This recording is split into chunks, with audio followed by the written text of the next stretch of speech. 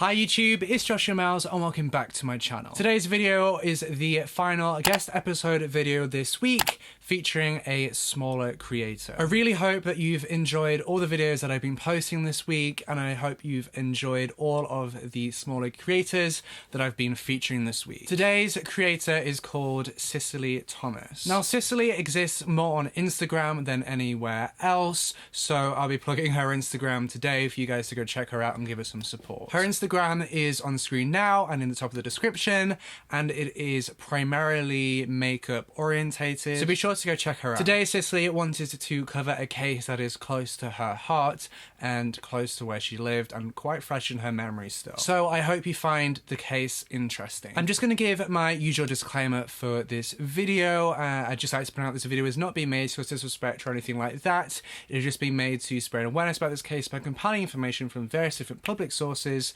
on the internet. Now with all that being said, let's delve right into this case. So today I'm going to be talking about the Colchester Stabbings of 2014. This was quite a big case. It made the national news, but it's very local to me, so I'm really pleased to be able to cover it on Joshua's channel. Just want to add a quick little disclaimer that I mean absolutely no hurt, offence or harm to the families of the victims or the victims themselves.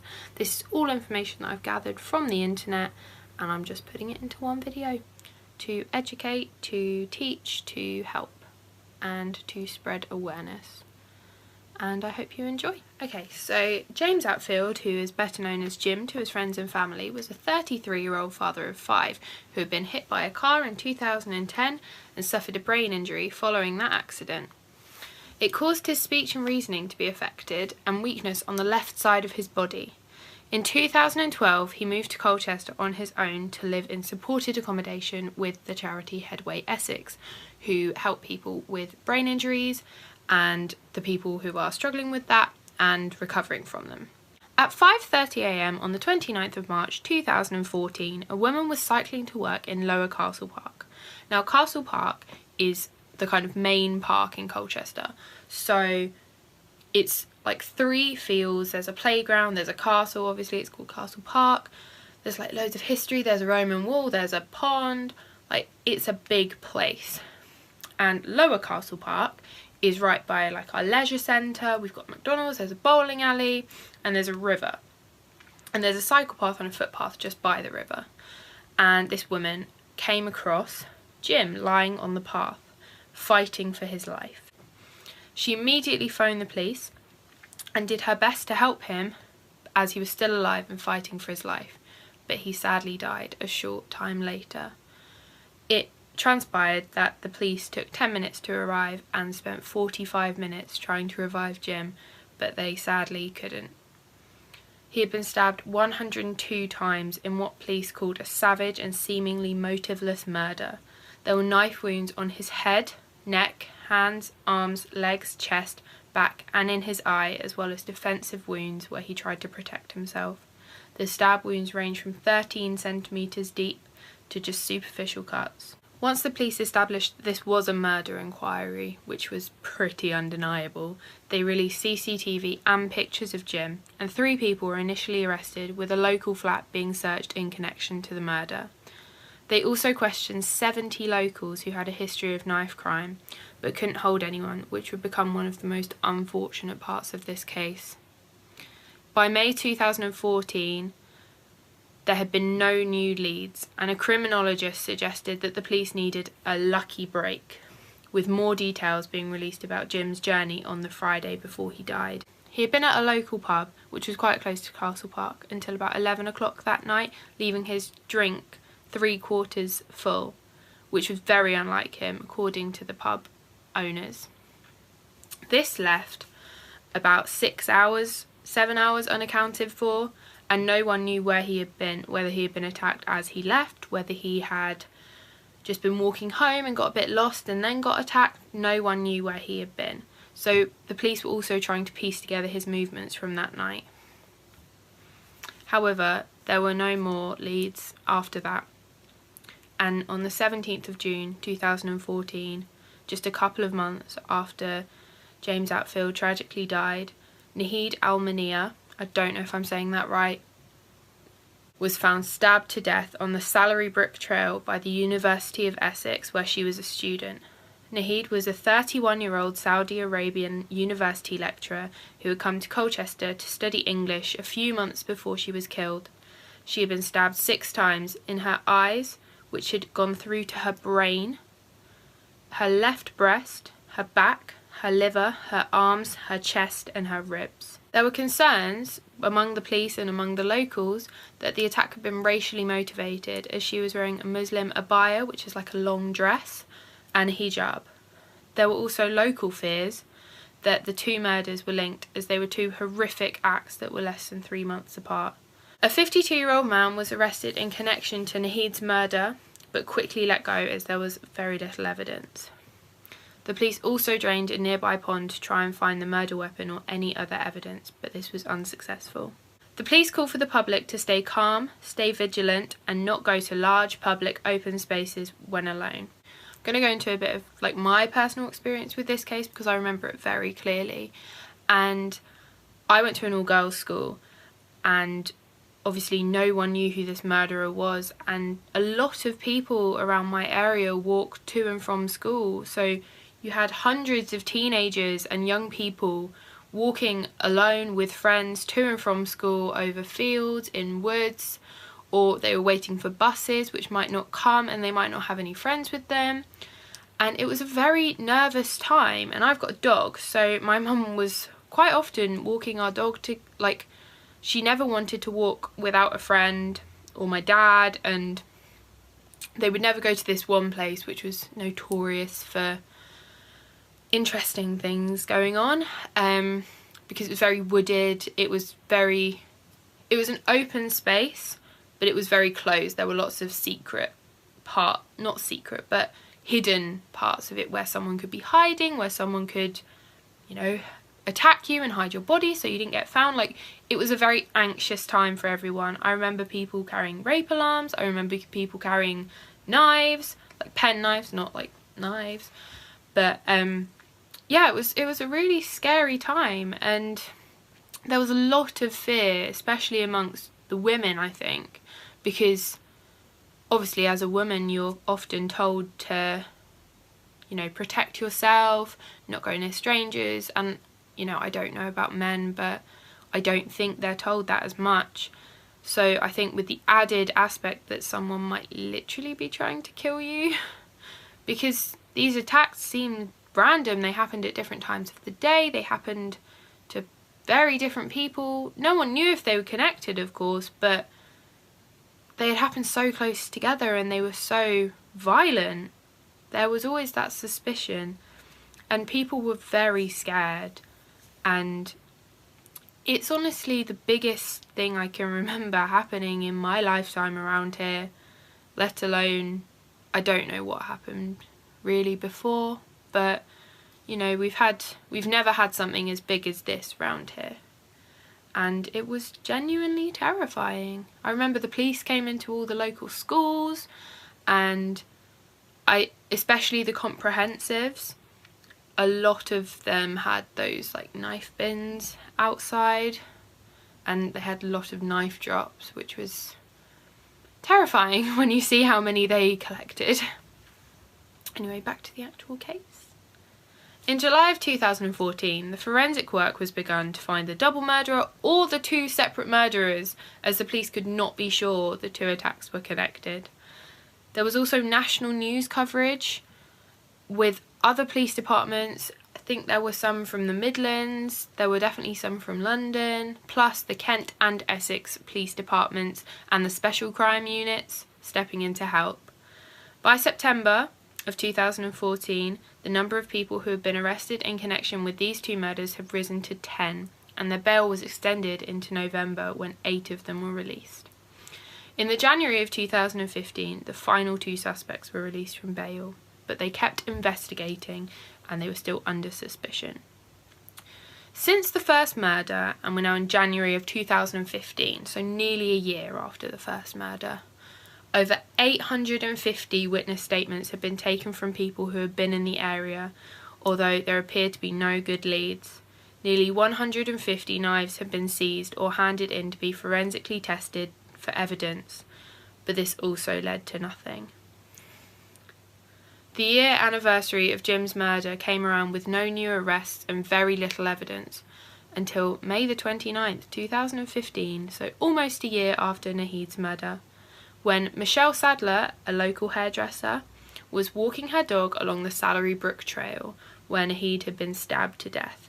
She saw 16-year-old James Fairweather looking out from a bridge, and as she walked behind him, he turned to look at her, and she saw pure evil in his eyes.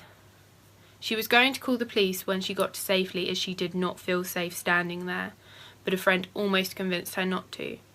Thankfully, they went back to the area and looked around for this 16-year-old boy who they didn't know, but they couldn't find him.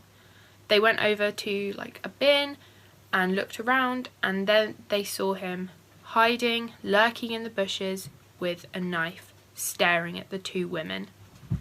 Michelle has said, "He sat there and stared at me, and then all I could think was, he's got the same style coat they're looking for in connection to the murders."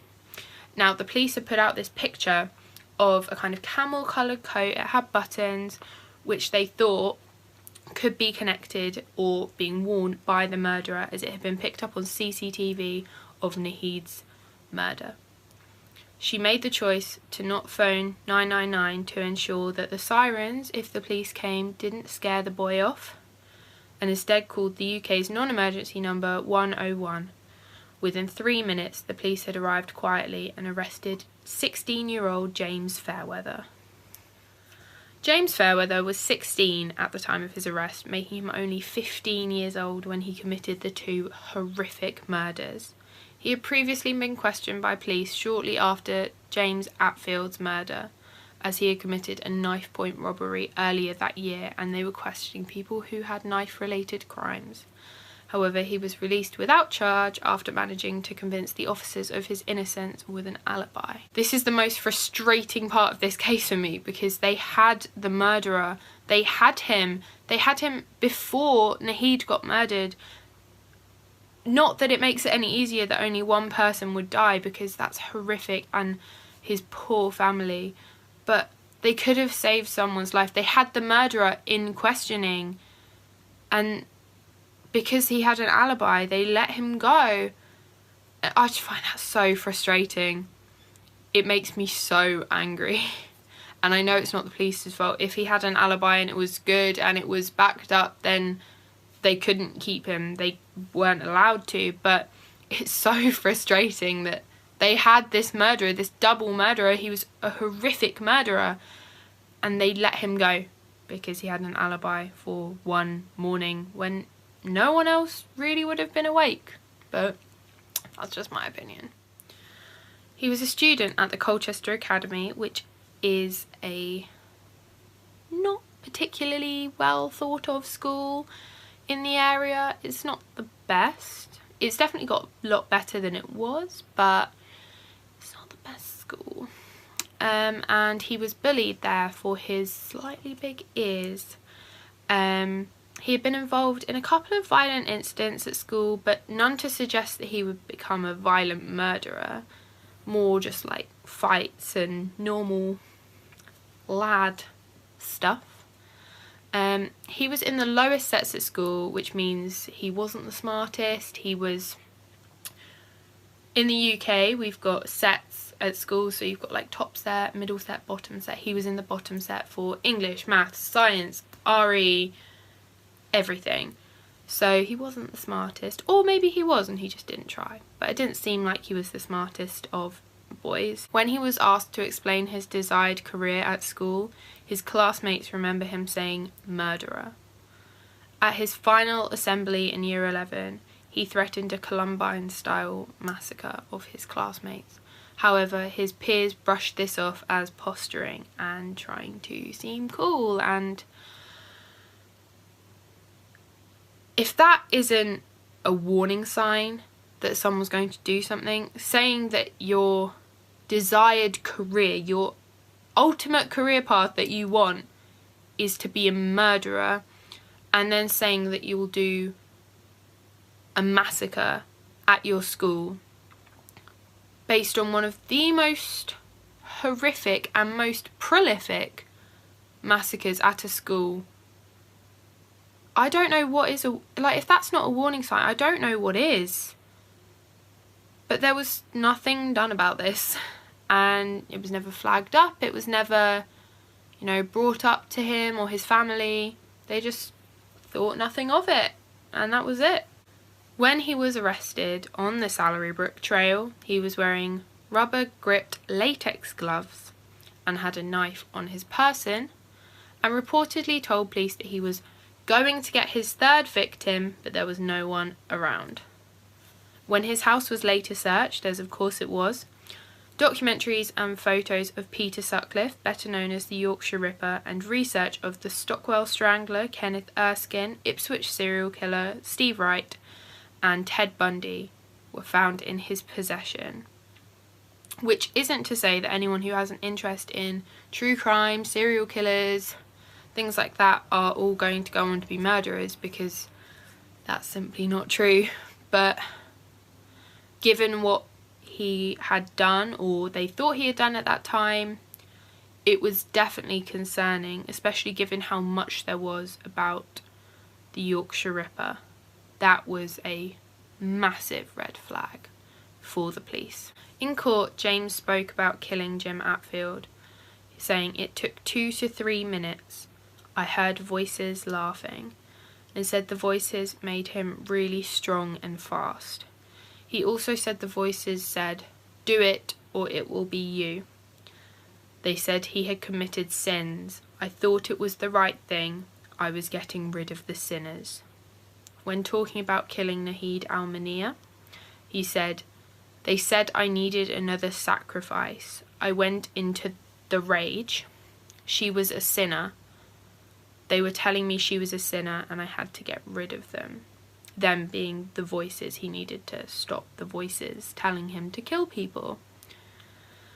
There were 4 court psychiatrists who were assessing him, who were watching him, who were trying to see if his diminished responsibility claim was true or not. And Dr. Philip Joseph, who is one of the 4, told the court that the claims were like something you might see in a horror film, and described the hallucinations as extremely unconvincing.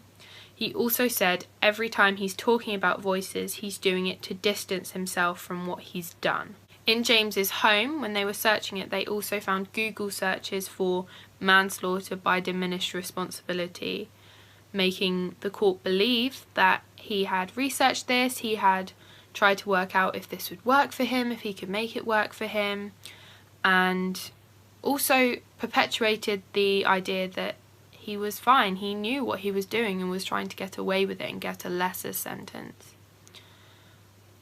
As I said, there were 4 psychiatrists who actually testified against him, and they all agreed that James suffered from an autism spectrum disorder, but no other issues. So the voices, the hallucinations, weren't real, they didn't exist. And his diminished responsibility plea was dismissed. On the 22nd of April 2016, more than 2 years after James Outfield's murder, 17-year-old James Fairweather was found unanimously guilty by the jury and was sentenced to life imprisonment with a minimum of 27 years, meaning he will be 44 if he is released after those 27 years. As he was sentenced, he reportedly mouthed, "I don't give a shit," and gave a thumbs up to his mum and dad. If that isn't the most horrific thing you've ever heard, you've just been found guilty of horrifically murdering 2 completely innocent people. These were not, pre-planned attacks. These were not, this is a person that I know and I'm going to kill them because I'm angry with them, which also isn't okay, but he wanted to kill someone, and those people were just in the wrong place at the wrong time. And all he had to say was, "I don't give a shit," as he was given 2 life sentences with a minimum of 27 years. That's his entire youth that he's lost because he made some bad decisions, and they were the worst decisions, and they hurt two families. Two families lost their son and their daughter for no reason. Those people had done nothing wrong. And James Outfield was a father of 5. His 5 children were about to be reunited with their dad, as he had rehabilitated himself after a horrific car crash which left him in a coma. And his life was taken away. Their dad was taken away. And James Fairweather didn't give a shit.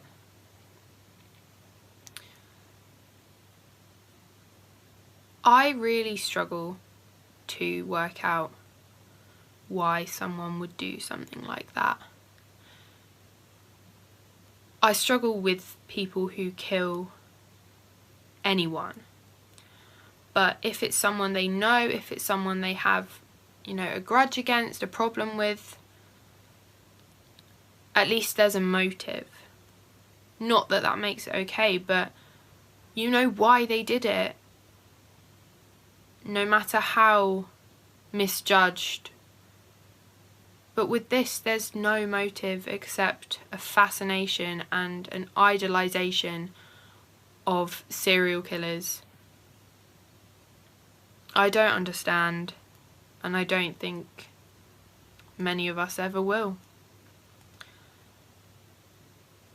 And James Outfield's mother, throughout the trial, she lost her job. Her family were put into emergency homes because they couldn't afford to live in their house. So not only have they lost their son in a horrific way, in a publicised way, they lost their home, they lost their lives, they lost everything because of this 15-year-old boy who decided that he needed to kill. And that is one of the saddest things I think I've ever heard. And there aren't any words that I can ever say that would make something like that better. But the one thing is that Naheed Almania and James Outfield will never be forgotten by the town of Colchester, by most of Essex, I'm sure, and by a lot of people around the country. And that is the only comfort that I can give. So yeah, that's the end of that case. I hope you enjoyed it, if enjoyed is the right word. I don't usually do crime, I'm more of a makeup person, so to be asked to do this was a real honour and I really appreciate it. Yeah, so thank you to Joshua Miles, he's a great lad, and yeah, I hope you learnt a lot if you didn't know about this case before, and I hope you learnt a little bit more if you did. And yeah, thank you for watching. Thank you all so much for watching this final smaller creator guest episode in my Curious Case true crime series. That is a mouthful. I really hoped you enjoyed today's creator. Be sure to jump over to Cicely's Instagram and give her some support and love. She definitely deserves it for today's case. If you're new here, I usually upload 2 videos a week, one on Wednesdays, which is lighthearted, and then one on Sundays, which is this kind of true crime video. The final guest video will be coming out tomorrow, and it has a super special secret feature guest that will be on the episode, so be sure to subscribe and hit that bell icon so you can be notified as soon as that video goes live. I'm so excited for all of you to see tomorrow's video, so yeah. With all that being said, I'll see you tomorrow in the next video.